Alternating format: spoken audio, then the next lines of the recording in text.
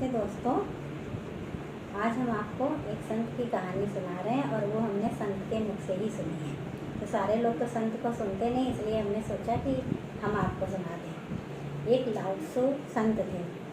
तो वो एक बार अपने शिष्य के साथ भ्रमण कर रहे थे और करते करते वो जंगल पहुंच गए। तो जंगल में उन्होंने क्या देखा कि सब लोग जो थे वो सारी लकड़ियां काट ले रहे थे और एक पेड़ था उसको नहीं काट रहे थे।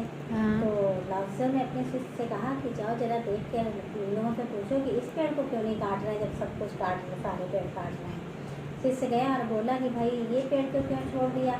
तो लोग बोले अरे इस पेड़ को इसलिए छोड़ दिया कि ये किसी काम का नहीं है, इसकी डालें टेढ़ी मेढ़ी हैं, सीधी नहीं होएंगी, इसके पत्ते जलाओ, लकड़ी जलाओ तो इतना धुआं होता है, इतना धुआं होता है कि सांस लेने में भी दिक्कत होती है, इसलिए इस पेड़ को हम नहीं काटेंगे।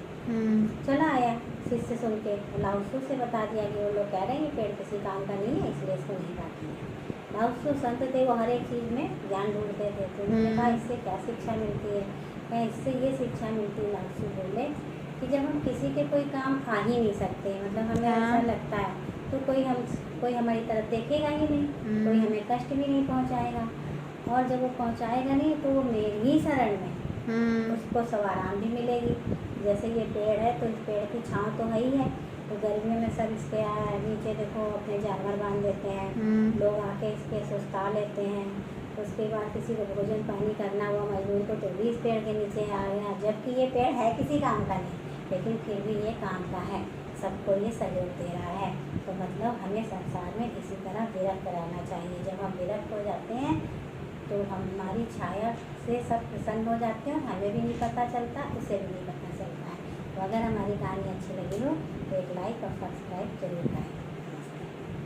नमस्ते दोस्तों, आज हम आपको एक संत की कहानी सुना रहे हैं और वो हमने संत के मुख से ही सुनी है। तो सारे लोग तो संत को सुनते नहीं, इसलिए हमने सोचा कि हम आपको सुना दें। एक लाओ त्सु संत थे। तो वो एक बार अपने शिष्य के साथ भ्रमण कर रहे थे और करते करते वो जंगल पहुंच गए।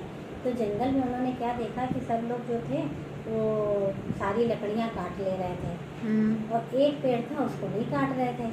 तो लाओ त्सु ने अपने शिष्य से कहा कि जाओ जरा देख के इन लोगों से पूछो कि इस पेड़ को क्यों नहीं काट रहे जब सब कुछ काट रहे, सारे पेड़ काट रहे हैं।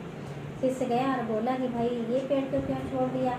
तो लोग बोले अरे इस पेड़ को इसलिए छोड़ दिया कि ये किसी काम का नहीं है, इसकी डालें टेढ़ी मेढ़ी हैं, सीधी नहीं होएंगी, इसके पत्ते जलाओ, लकड़ी जलाओ तो इतना धुआं होता है, इतना धुआं होता है कि सांस लेने में भी दिक्कत होती है, इसलिए इस पेड़ को हम नहीं काटेंगे।